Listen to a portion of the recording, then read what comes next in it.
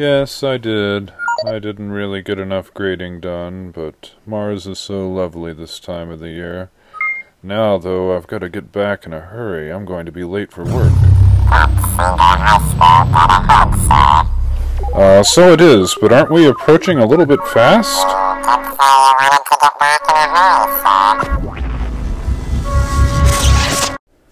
Welcome back to class, everyone. I hope you all had a nice vacation, but we've got to realize that it's time to get back to work. It will, of course, be absolutely vital that you're caught up with the reading of Ender's Game, because, as I've mentioned before, everything we'll be doing for the rest of this semester is tied into that. As I've mentioned before, it's very important to do repeated readings, and it's especially important to review the first chapter because writers tend to craft the first chapter very, very carefully. Hopefully this YouTube video I found will help refresh your memory on Chapter 1. It's pretty good. Ender's Game by Orson Scott Card. I've watched through his eyes. I've listened through his ears, and I tell you he's the one. Or at least as close as we're going to get. That's what you said about the brother. The brother tested out impossible, for other reasons, nothing to do with his ability.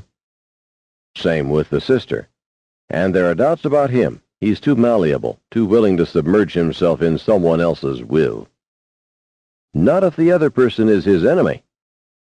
So what do? Surround him with enemies all the time? If we have to. I thought you said you liked this kid. If the buggers get him, they'll make me look like his favorite uncle. All right, we're saving the world after all. Take him. The monitor lady smiled very nicely and tousled his hair and said, "Andrew, I suppose by now you're just absolutely sick of having that horrid monitor. Well, I have good news for you. That monitor is going to come out today. We're going to just take it right out, and it won't hurt a bit." "This won't take long, Andrew," said the doctor. Ender nodded. "It's designed to be removed, without infection, without damage. But there'll be some tickling, and some people say they have a feeling of something missing. You'll keep looking around for something you were looking for, but you can't find it, and you can't remember what it was. So I'll tell you, it's the monitor you're looking for, and it isn't there. In a few days, that feeling will pass."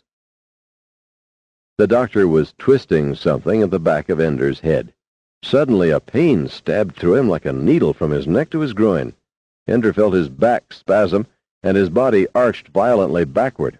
His head struck the bed. He could feel his legs thrashing, and his hands were clenching each other, wringing each other so tightly that they ached. "Dee Dee," shouted the doctor, "I need you." The nurse ran in, gasped, "Got to relax these muscles. Get it to me now. What are you waiting for?" Something changed hands Ender could not see. He lurched to one side and fell off the examining table. "Catch him!" cried the nurse. "Just hold him steady." "You hold him, doctor. He's too strong for me." "Not the whole thing. You'll stop his heart." Ender felt a needle enter his back just above the neck of his shirt. It burned, but wherever in him the fire spread, his muscles gradually unclenched. Now he could cry for the fear and pain of it. "Are you all right, Andrew?" the nurse asked. Andrew could not remember how to speak. They lifted him onto the table. They checked his pulse, did other things. He did not understand it all. The doctor was trembling. His voice shook as he spoke. "They leave these things in the kids for 3 years. What do they expect? We could have switched him off. Do you realize that? We could have unplugged his brain for all time." He got back to Miss Pumphrey's class only 15 minutes before the closing bell. He was still a little unsteady on his feet. "Are you all right, Andrew?" asked Miss Pumphrey. He nodded. "Were you ill?" He shook his head. "You don't look well." "I'm okay." "You'd better sit down, Andrew." He started toward his seat, but stopped. Now, what was I looking for? I can't think what I was looking for. "Your seat is over there," said Miss Pumphrey. He sat down, but it was something else he needed, something he had lost. "I'll find it later." "Your monitor," whispered the girl behind him. Andrew shrugged. "His monitor," she whispered to the others. Andrew reached up and felt his neck. There was a Band-Aid. It was gone. He was just like everybody else now. "Washed out, Andy?" asked a boy who sat across the aisle and behind him. Couldn't think of his name. Peter. No, that was someone else. "Quiet, Mr. Stilson," said Miss Pumphrey. Stilson smirked. In the corner of his desk, a word appeared and began marching around the perimeter of the desk. It was upside down and backward at first, but Ender knew what it said long before it reached the bottom of the desk and turned right side up. Third. Ender smiled. He was the one who had figured out how to send messages and make them march, even as his secret enemy called him names. The method of delivery praised him. It was not his fault he was a third. It was the government's idea. They were the ones who authorized it. How else could a third, like Ender, have got into school? "Hey, third." Don't answer. Nothing to say. "Hey, third, we're talking to you, third. Hey, bugger lover, we're talking to you." Can't think of anything to answer. Anything I say will make it worse, so we'll say nothing. "Hey, third. Hey, turd, you flunked out, huh? Thought you were better than us, but you lost your little birdie, thirdie, got a Band-Aid on your neck." "Are you going to let me through?" Ender asked.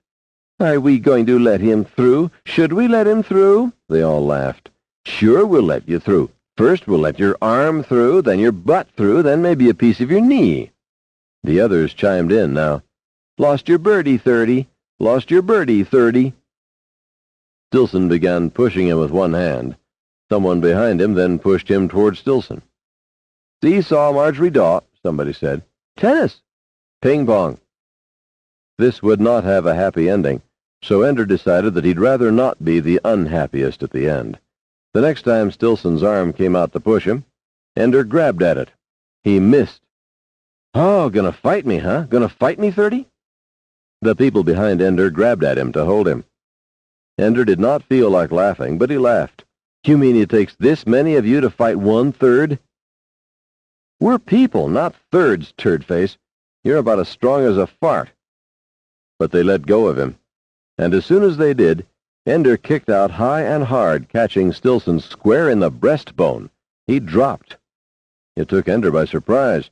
He hadn't thought to put Stilson on the ground with one kick. It didn't occur to him that Stilson didn't take a fight like this seriously, that he wasn't prepared for a truly desperate blow. For a moment the others backed away and Stilson lay motionless. They were all wondering if he was dead. Ender, however, was trying to figure out a way to forestall vengeance, to keep them from taking him in a pack tomorrow. "I have to win this now and for all time, or I'll fight it every day and it will get worse and worse." Ender knew the unspoken rules of manly warfare, even though he was only 6. It was forbidden to strike the opponent who lay helpless on the ground.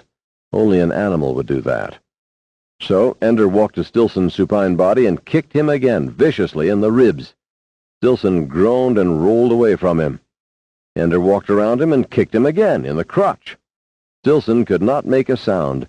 He only doubled up, and tears streamed out of his eyes.